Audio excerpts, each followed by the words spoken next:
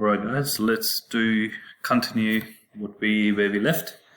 We were looking at the museum tour assignment. So assignment starts with the virtual museum tour cover sheet over there. Then you talk about 3 artifacts, whatever you looked at, depending on what museum you went to. In each of the artifacts, you place the picture of the artifact, you place the name of the artifact, you talk about a little bit about it in 3 to 4 sentences over here, and you also provide a link for where you found the artifact. It could be a museum like a British Museum, or it could be something like a car museum. This one's a McLaren Workshop or Innovation Center, McLaren Technology Center. So that's what we did last lesson. Then I left you with this question. In today's date, it is important to have a virtual museum tour. Why or why not? Here, we're probably talking about why it's important to have these virtual resources available to people, especially in times of COVID-19. We can't physically be at a museum, and something like this shouldn't stop us learning. So to continue the learning, I think it's really important to have those virtual tours. And the other thing is, not everyone's got a lot of cash to splash around and book a ticket to Paris and go there and look at the museum. So for people, it's really important to use the money wisely. It's easier to sit at home and look at a museum on the computer rather than spending all that money going there and watching it. So that's my perspective on it. But what I want your perspective. Why do you think these virtual tours are important? And if you've got a reason that they shouldn't be there, you should also talk about that. And I'm happy with that because that's your reasoning or your justification of what do you think. And you are justifying your answer with the reasons. Now, after we've done that, you're going to be answering that question probably, I would say, 200 to 250 words. And then we're going to go into the next slide, which is, now we're going to talk about, let's look at the task sheet. The task sheet is on Diamap. Again, virtual museum reflection. Looking at that. Okay, cool. Now we've got a question about research the jobs that they are at the museum and choose one that might be a career of interest for you. So what we're going to do is, so when we're looking at jobs in a museum, I personally know a couple of jobs that I could say are at the museum, but let's look at what other jobs are at the museum.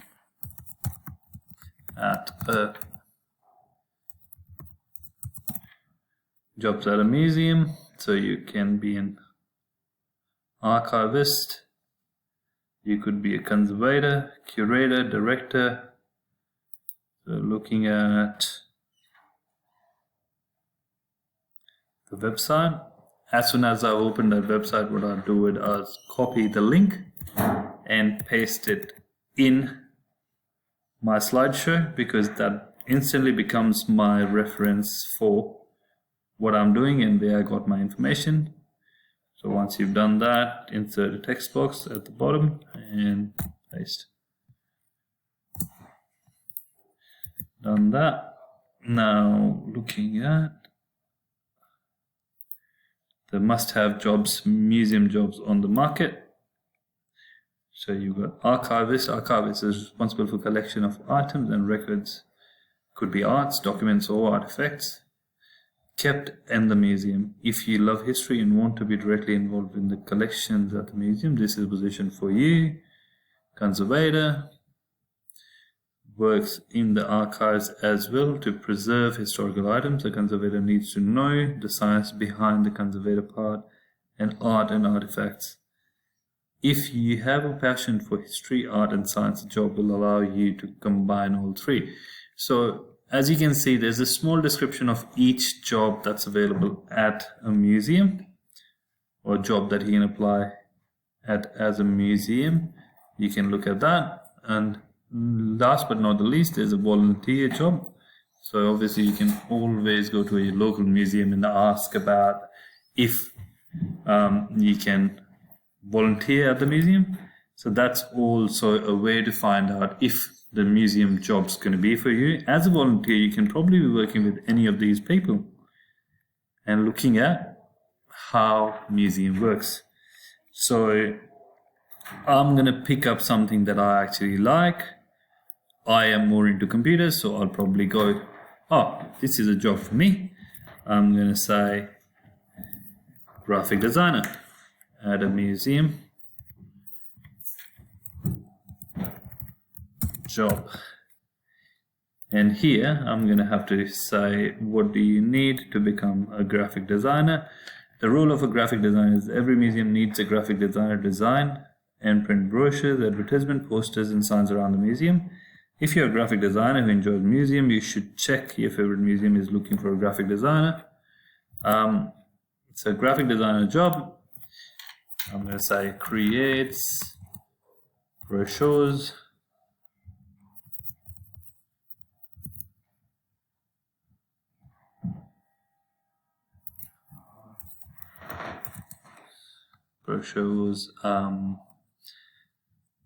posters, and visual media to promote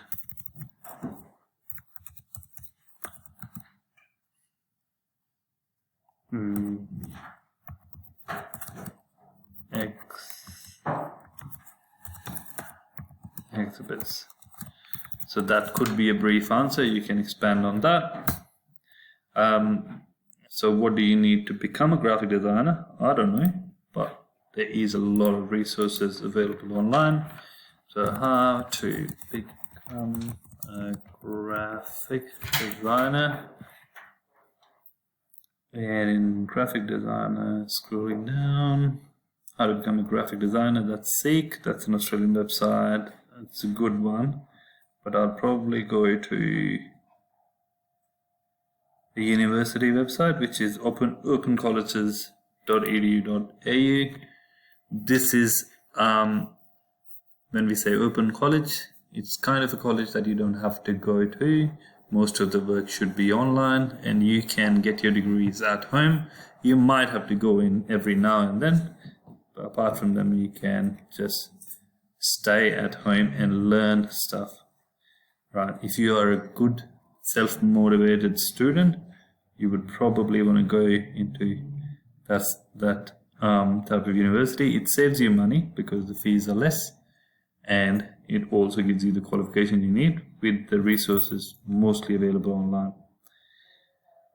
So graphic designer, I can say this is the website I found the information on.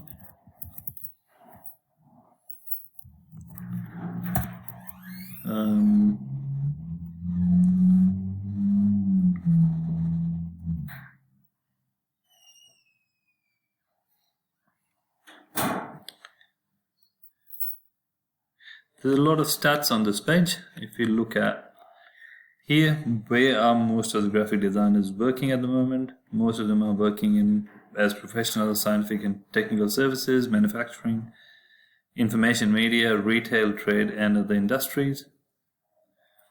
What are the ages of graphic designers in the industry? 15 to 19 is a very small number as compared to 25 to 34, which is the biggest number of people working in graphic design industry. So a lot of young people are choosing to be working in graphic designing. Education levels, so you can be starting at, so if you look at that, a lot of students have an idea of, if I want to be a graphic designer, why do I need to be at school? So this stat actually shows you why do you need to be at school. So year 10 and below, there's a very few number of graphic designers there. Year 11, still a very small number. Year 12, yep, there is about 9% of graphic designers come at that year level after year 12. Cert 3, Cert 4 increases or doesn't really increase your opportunities, but if you look at there's a big jump. If you've done a diploma or a bachelor's degree, the highest number of people who are employed as graphic designers have come from a bachelor's degree. So I know one thing for sure from this, that you need to probably get your degree, a bachelor's degree in graphic designers. So I would look up for that.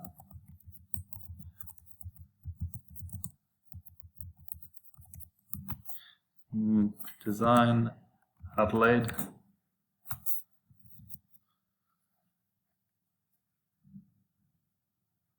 So here you go, Uni SA offers it, Adelaide Uni offers it, so either one.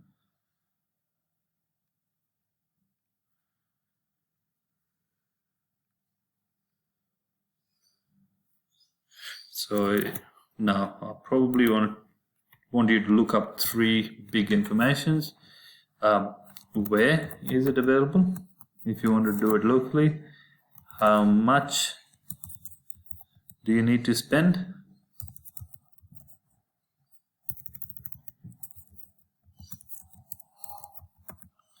And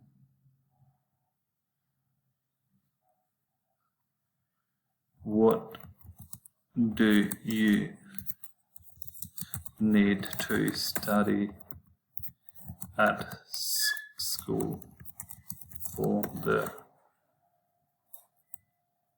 course? When I say that, you're probably looking at, if I was to be a graphic designer, what should be a good I be good at school?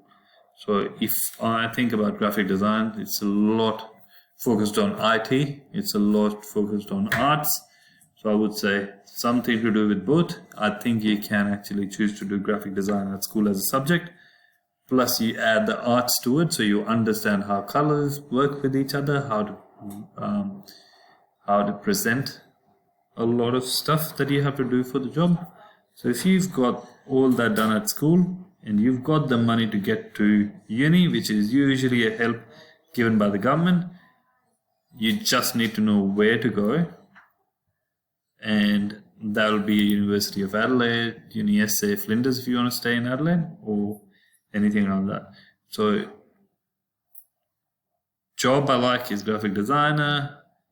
What do you do in there is it creates brochures, visual media posters to promote museum exhibits. There's a website.